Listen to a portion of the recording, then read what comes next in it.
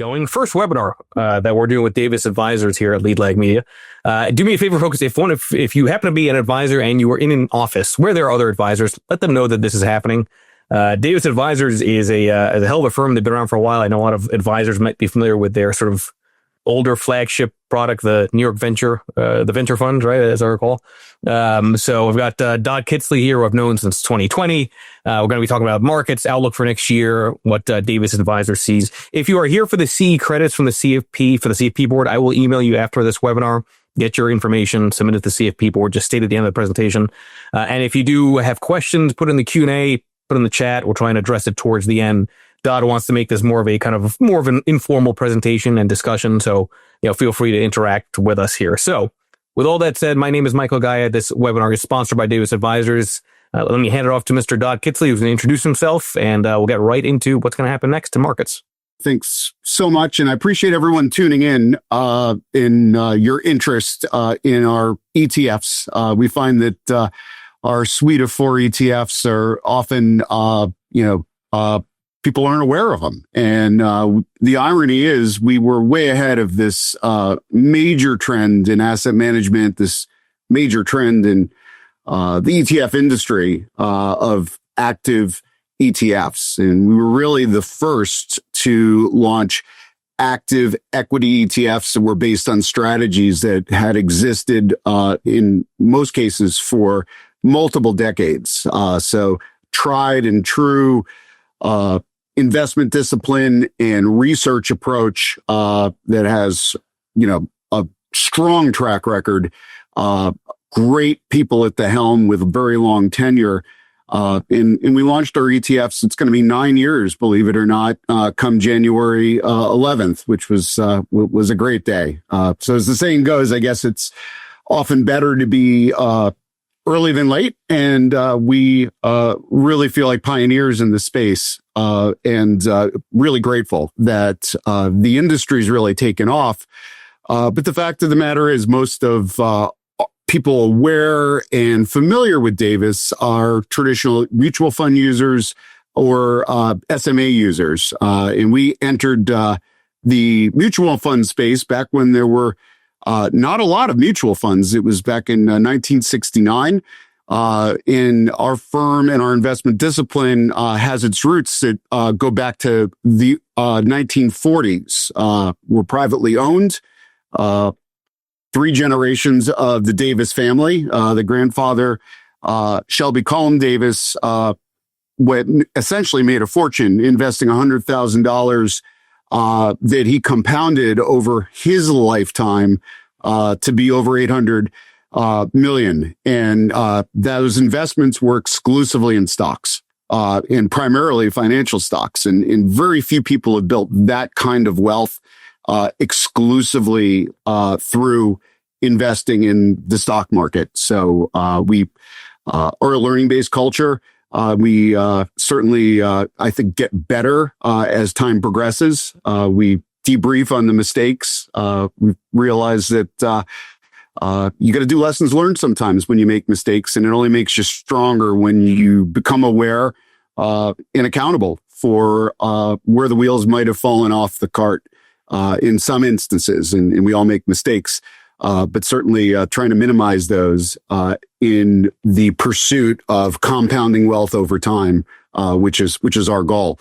The second Davis was also named Shelby MC Davis, and Shelby started our firm in 1969 off the heels of a very successful institutional investor career working with pensions, endowments, other institutions, large institutions.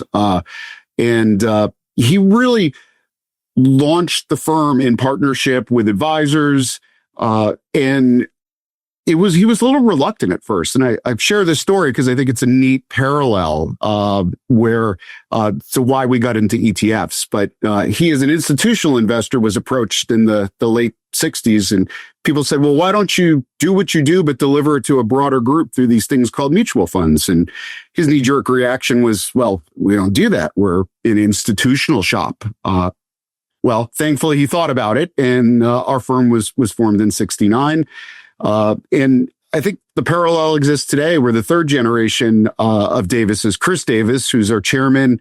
He's our portfolio manager for our large cap strategy and our financial strategy, co-portfolio manager in both those strategies, and really the culture carrier of our firm. And Chris hired me 9 years ago to help launch our ETFs. And I think the rest is history. But I think the fact still remains that our ETFs are largely, not on people's radar screens. And my goal today is to give you information so you are aware and to be able to follow up with any specific questions you have if we don't get to it during the call. Michael asked me to put together a presentation, so I guess I'll share my screen here with you, but I'm going to loosely follow it. I want to just share some things that really can get you more familiar with our process, our people, and the value that we have to offer in the marketplace today. Again, this is my direct number, my email, and I urge people not to hesitate if we don't cover the topics or the questions that are most important to you. So let me just start with a little bit more, give you the history of a little bit of the history of Davis Advisors. And we do have a very rich history, being pioneers in mutual funds, being pioneers in SMAs in the 90s, and thankfully today, ETFs. But what hasn't changed really is our investment discipline. And to give a little background there, we are high conviction managers, long only equities, generally large cap stocks. And we're deeply rooted in the research process, where we simply try to answer two questions as pretty high bars of what we want to include in the portfolio. So not based on any indexes. You could say that we're benchmark agnostic, if you will, where we won't own entire sectors at a time if we think they're unfavorable. It's really a best ideas portfolio of stocks, essentially. So let me go to two just to kind of tie with a bow the different products we offer. My heart is with ETFs. I've been doing ETFs for almost 30 years now, which is embarrassing to say age-wise, but it's been truly an honor to be somebody that has been educating, promoting, and really sharing insights on a product that's added so much value to the marketplace today. And I think the best days are still ahead. It's just a better mousetrap. That being said, we do offer SMAs, mutual funds, and ETFs. And the reason we got into the ETF business in the first place really was to provide choice. Advisors came to Chris Davis, came to the folks working at Davis before I was here, and essentially, asked the question of, why don't you offer your strategies in an ETF format? So that was really the genesis of, thankfully, me being hired here, but also the products coming out. And the commonality between all of these, they're not carbon copies, they're not clones per se, but they are analogs is like what we like to call it. But they're essentially trying to provide the same type of exposure, whether your preference is to access through SMAs, mutual funds, or ETFs. And that's driven by the advisor. It's driven by the investor. And they're essentially, what their goals are. Obviously, in tax-sensitive accounts, ETFs make more sense. I'm partial to ETFs, so we'll leave it at that. But we simply got into the ETF business to provide exposures that we've been very successful in a deep expertise for nearly 60 years now. The ETFs will have less stocks in general because we do manage to make sure that the basket that we provide is very liquid, that large trades can occur, that spreads are relatively tight. In the 9 years we've been doing this, we haven't had a single complaint on execution. Standard rules apply, use limit orders. Don't buy at the market open or the close for obvious reasons, so that the trading community can really get a sense for what's in the portfolio and what its valuation is after the market opens. And there's often a lot of influx of trading near the close. So if you follow those rules, you're going to be in very well stead. The ETFs have got a strong track record of very little, if zero, capital gains in each and every year they've been around. So a strong, almost 9-year track record now there. So let me get back to kind of what do you get when you buy a Davis portfolio? And I really want to focus on our large cap strategy. That's the one that's been out the longest, really, since 1969. In these examples, I will often interchange the portfolio SMA, the fund, or the ETF. It's really more for compliance reasons, but you're going to get the same type of exposure regardless of the wrapper that you're using. So I'll backtrack. We are certainly research based, and the two questions we're really trying to answer is what businesses do we want to own, and the second is what do we want to pay for them. And I would say that if you were to characterize us in the value landscape, Davis is clearly in the relative value type of camp. We want to buy great businesses at fair prices. We don't want to buy fair businesses at great prices. So we're not picking up the cigar butts, the stocks that maybe are trading at a very low valuation, and rightfully so, because they're impaired businesses. What we're looking for is really the growth in value and the value in growth. So while we think we're clearly in the relative value, large cap value camp, many advisors, many investors use us for their core exposure. So what do we look for in a business? In this kind of sums up the characteristics that we're looking for. We're looking for businesses that are have competitive advantages that are sustainable, that are going to be compounding machines over time in their business. So we think about businesses very much like Berkshire Hathaway does, in that for every stock that we buy, we assume that, hey, we're going to buy the entire business. So we look at it that way. And I think taking a very long-term approach, because we are very long-term oriented and have relatively low turnover, we deeply research these companies that are going to be high quality, strong balance sheets, excellent management teams with a proven track record, fair executive compensation, strong cultures, and again, competitive moats, strong competitive moats that are sustainable over time. What you get from that, and we'll go into the holdings and the portfolios a little bit, but you're essentially getting again the growth in value and the value in growth. So it's not a traditional all low PE stocks with kind of not great earnings. And it's certainly not a go-go growth where, earnings estimates are kind of exaggerated and unsustainable over long periods of time. Our research team, average tenure has been nearly 15 to 20 years with the firm and being together.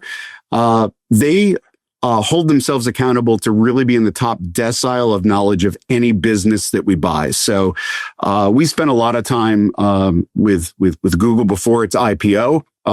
We didn't invest initially at the IPO, and that was a mistake we learned from.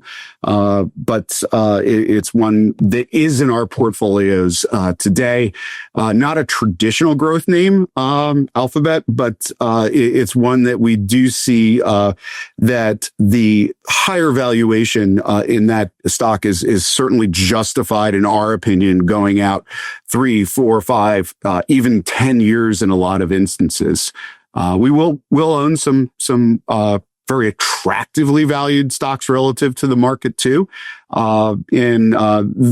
with less growth, but still find that those businesses are sustainable, and maybe they're discounted a little bit too much to its price at the current time. So our average holding period is relatively long. We do true up positions, businesses that we really own, very much like a company buying back stock when they have serious conviction that, their business is, undervalued at the time. So, we are stewards, first and foremost. And I think another differentiator, I know I'm throwing a lot at you here, but I want to cover the bases so you really get a feel for who we are. We eat our own cooking. We are the largest shareholder. The firm is the Davis family and the foundations that we represent. About just under $3 billion of the 30 that we manage is firm, family, and employee money. So we truly do eat what we cook. And that's really unique, I think, in this industry where, we're going to make the right decisions because we're not managing money for our shareholders. We're managing money alongside our shareholders. And the fiduciary standard is one that we take very seriously. It's not to say that we're sometimes out of sync with the market, especially when the market gets a little long in the tooth, as it has, in our opinion, over the last say 10 to 15 years. It's been an abnormal period. I think everyone would agree with that, where there's been some major excesses in the marketplace.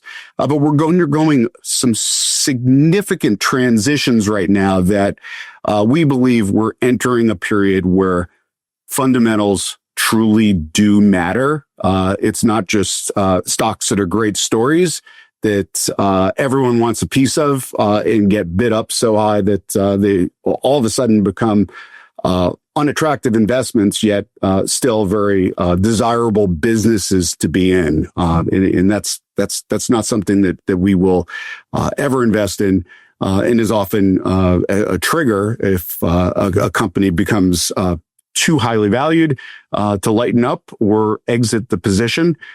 Which is a good problem to have, I suppose. So second question is, what are we going to pay for it? And I think I covered that pretty well, but happy to expand on that in Q&A, in terms of sell discipline, in terms of, valuations. But bottom line is we look at all the companies relative to each other. And what is the expected long-term IRR? So free cash flow is something really important to us, as well as a lot of the qualitative things that I don't think anyone could ever capture in a stock screen. We certainly do screen for the characteristics that I talked about, like high quality, moats, those sort of things. It is a sourcing and idea generation process, but it really ends there. And our guys are out on the road. Our guys and gals are out on the road, meeting with management teams, meeting with CEOs, competitors, customers, time and time again, to really get a great 360 view of every business that we're investing in on behalf of our shareholders. So from a top-down perspective, and this is the way I always viewed the world, being in the ETF business for so long that was largely active until relatively recently, at least materially. So if you were to really characterize what the output and what you're getting when you buy a Davis portfolio such as DUSA, you're getting a portfolio that is, again, best ideas of a highly rigorous investment discipline. So anywhere between 25 to, in this case, is the mutual fund, 43 stocks. So it's very selective. And we firmly believe that we've entered a period where rising tides is not going to, rise all the boats. And what you don't own is going to be just as important as what you do. And we can't say that for every time period we've been in, but over economic cycles, that certainly pays off, and I think has been one of our secret sauces. We call it time arbitrage, if you will.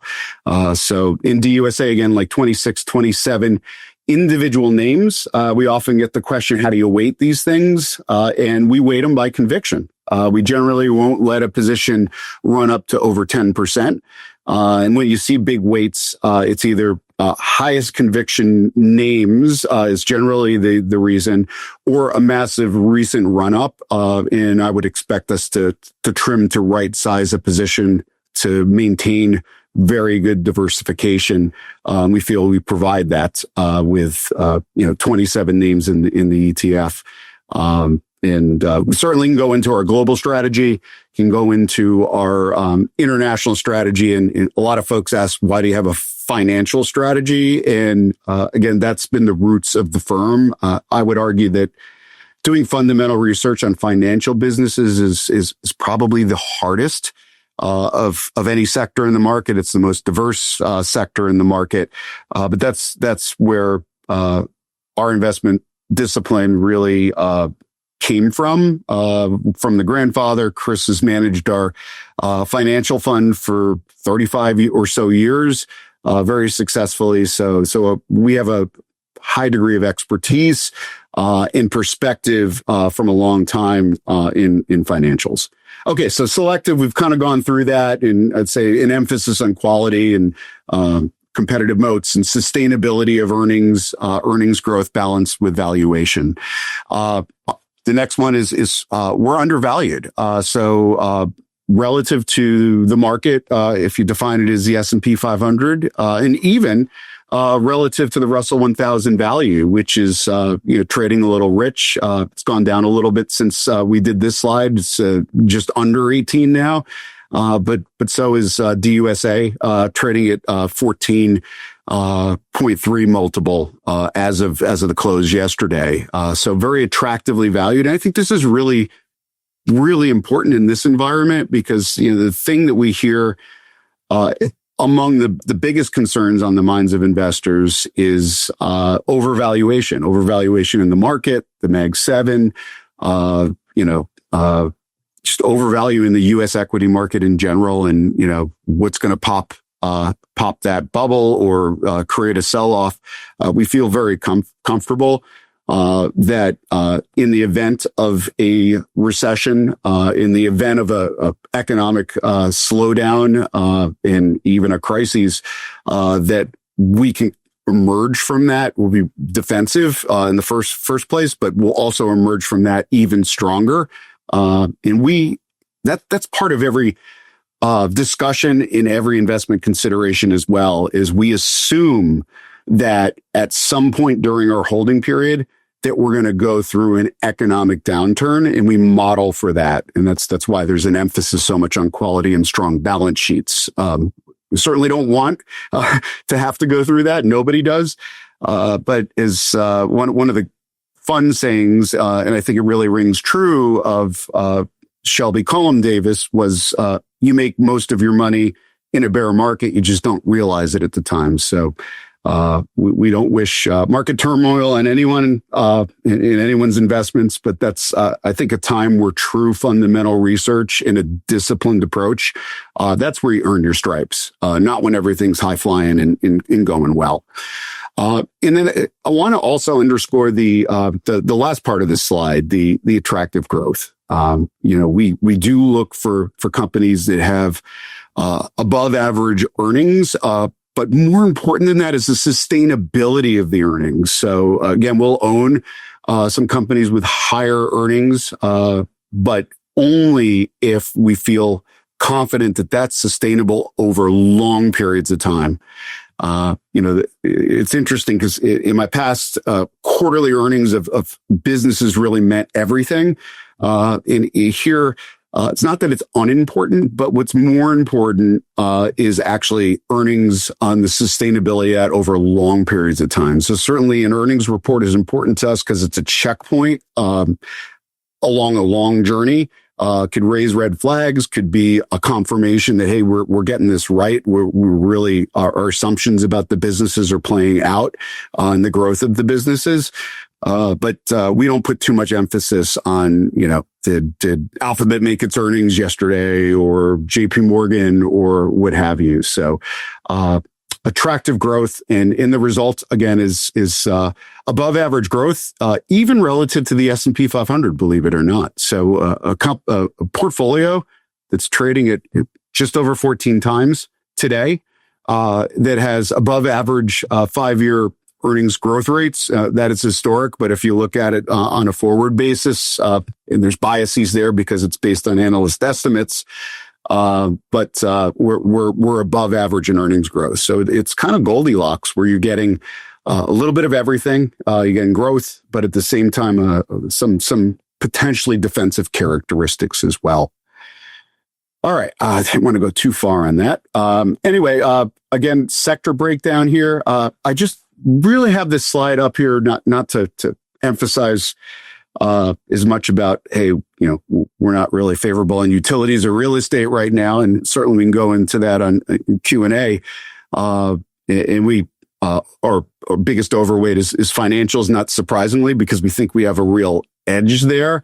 I think the information technology bars are a bit misleading because of the classification of companies like Meta and Alphabet in the realignment there. So we still think of those as largely technology companies. But the real point here, and this does change over time, is that we are completely benchmark agnostic, and I think that's something that really makes Davis, DUSA, and our large cap portfolio so special and so unique, is that we're so different than anyone else. And it goes along with the saying of, you can't expect different results or extraordinary results if you're doing what everyone else is doing. And that leads me to, how are people using our portfolios? Well, because we're so unique, for investors that are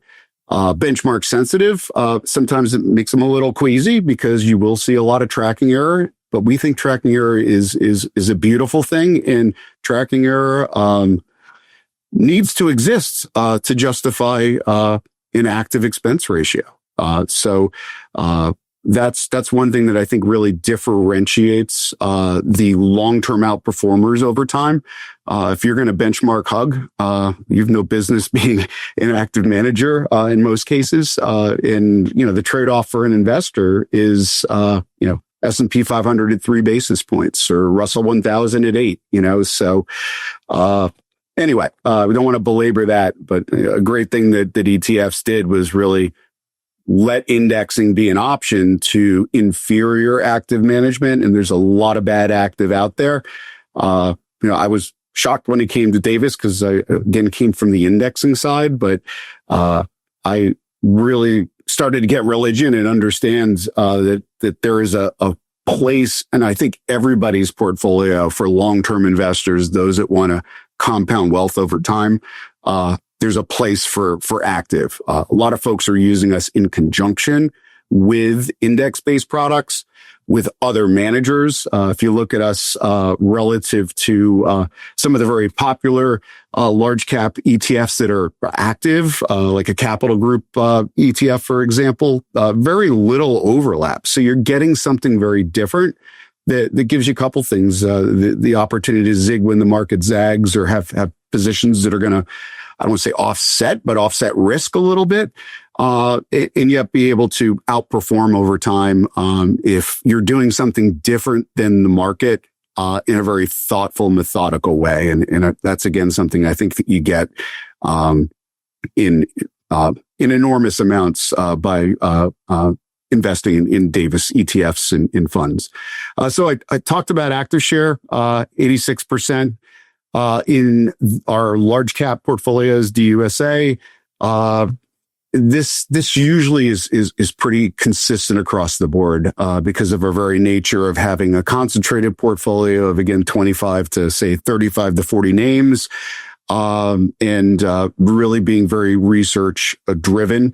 And for the names that we do have that overlap, the weightings are often very different because we don't think market cap or the size of a company really should define the opportunity. And essentially, don't get me wrong, I love indexing. I think there's a time and a place for it. But if you really take a step back and think about what is your strategy in a market cap weighted index, it's allocating more money to the companies that are bigger, but also allocating more money to the companies that have grown the most from a stock price perspective over time. And a more expensive company, a company that just went up, is when you're allocating a lot more to over time, and sometimes that strategy doesn't necessarily pay off or be really kind of risk intentional, if you will.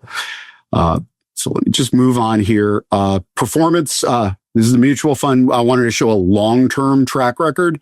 We certainly take our lumps during a momentum-based market, but use that as an opportunity to really position the portfolio to have a strong performance. And we're in just that period right now where we're seeing so many transitions from rates going from nothing to be more normalized, and that is weeding out a lot of things and making fundamentals matter more.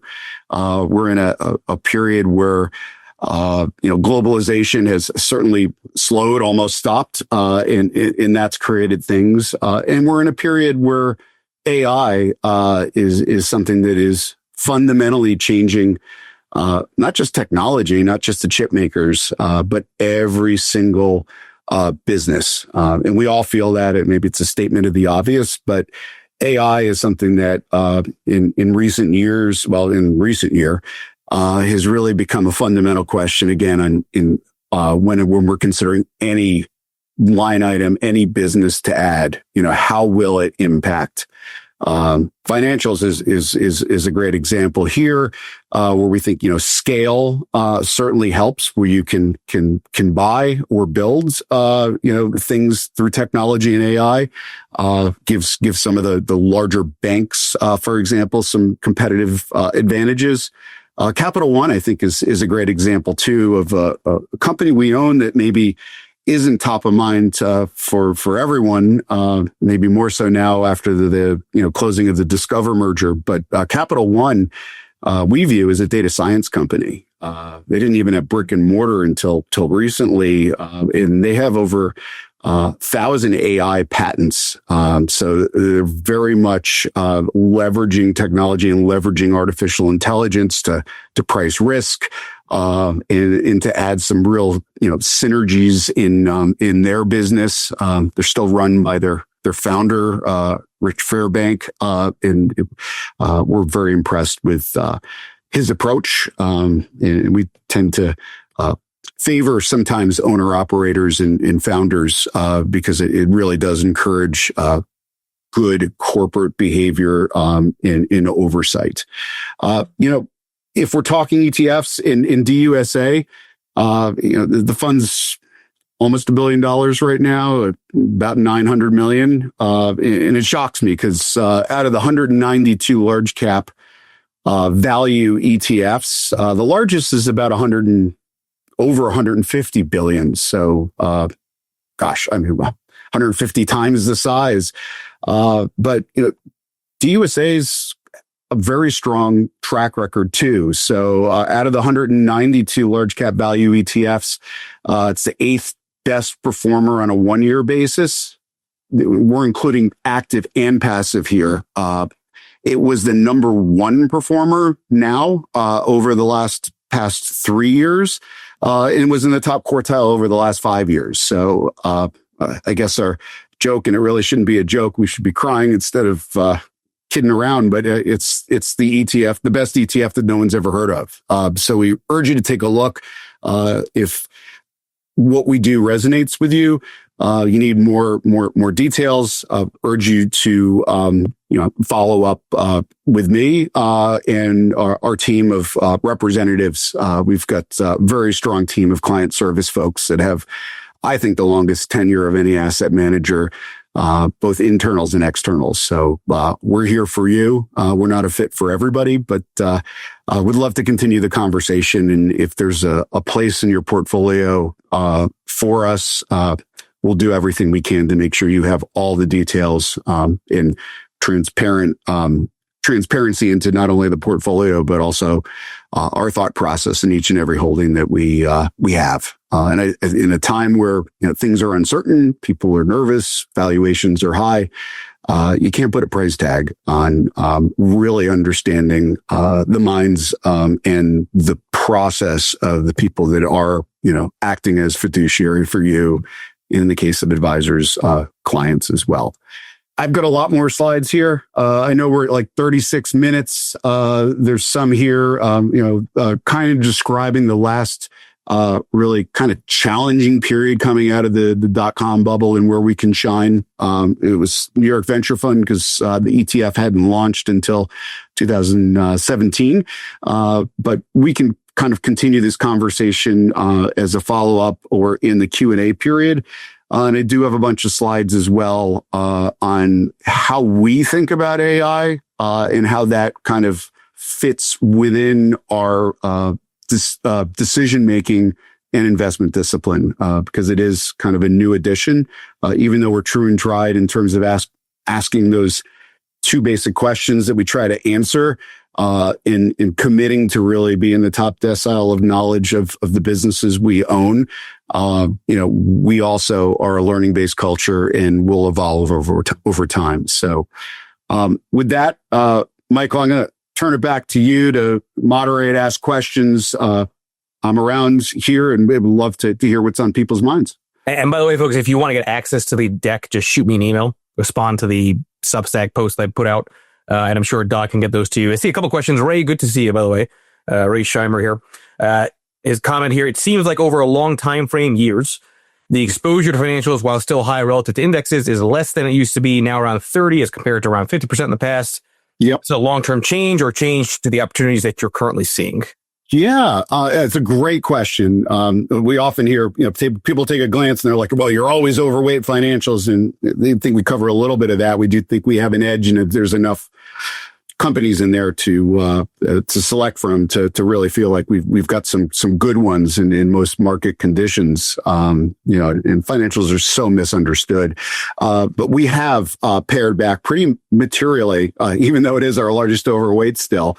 That's been largely on valuation. We exited positions in like JP Morgan because it ran. It was such a great performer.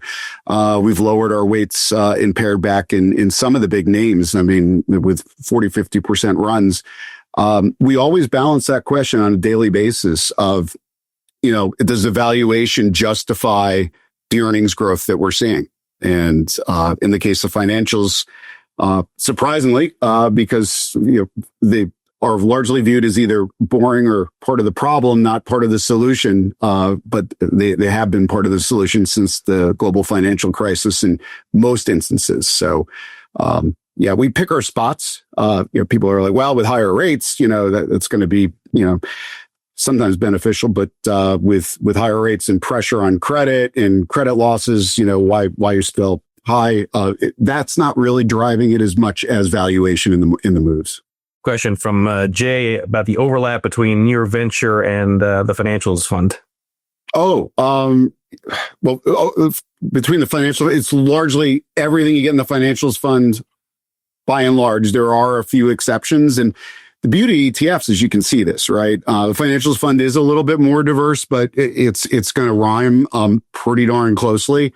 So you certainly just download from our website. It's davisetfs.com, DFNL.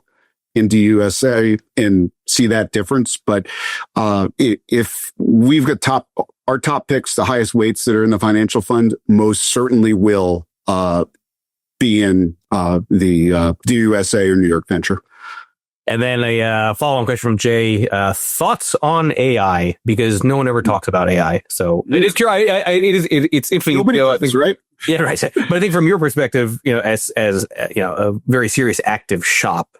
Yeah. Again, we look at a couple different ways, beyond the darlings, beyond the high flyers or the big names like NVIDIA. And don't get me wrong, we think NVIDIA is a wonderful business, but we think some of the baked in growth assumptions on its valuation are just not sustainable. I mean, historically, companies to be able to maintain margins and earnings growth that NVIDIA is having right now, in many of the other chip players and others, is we think a little bit risky and certainly a little bit long in the tooth in terms of assumptions. So we played a different way within technology, and I've got a few slides on this that Michael can send to you, or please ping me. I'll shoot you the deck as well. We've written a lot about this. Chris wrote about it a lot in his commentary that's on our website as well. But we like the picks and mortars a little bit. So Applied Materials has been a company that makes semiconductor manufacturing equipment and is going to benefit, but from the growth in the demand for AI, but isn't at quite that same kind of valuation. We started to scale into some energy companies. Again, we were completely out for a few years for the demand on energy, but we're picking our places there. Capital One I mentioned, we think is a bit of an AI play, given all their patents and their leveraging of. Meta is another big one. So we have a whole host of these, and it's Chris always says investing is the art of the specific, and it truly is. At least here it is. Meta, we think, is going to benefit tremendously because of their use of AI in terms of driving higher margins in their advertising, and it really, with the over 3 billion users and them collecting data on this worldwide. I mean, everyone thinks of Meta, Facebook, is being kind of a U.S. thing, and the U.S. is a smaller part of their overall business. So they've got a lot of growth opportunity there too, because of their user base and their ability to leverage AI to demand higher margins and more sustainable margins from an ad perspective. We'll wrap it up with one more question. I think this is a interesting question because it is on most people's minds, because you talk about fundamentals and valuation. From Steven here, do you think that the Buffett indicator, US GDP versus market cap, is outdated due to many multinational corporations generating revenues overseas, or does it still point to overvaluation in the overall market? Now, very specific question, but I do think it's interesting to hit on, because to a lot of people, it looks like everything's overvalued, but it keeps staying overvalued and gets more overvalued. So is it really overvalued, or is the indicator broken, right? And it's like, Yeah. I guess I'll answer a couple different ways. I mean, the easy way out is go on our website. We actually have the Buffett indicator in Chris's commentary. And we do think, that it's not outdated. It's not something we rely on, but we're not, investors in the overall market. Again, we see some unbelievable opportunities out there, but the market as a whole, just the way it's weighted and defined by the indexes,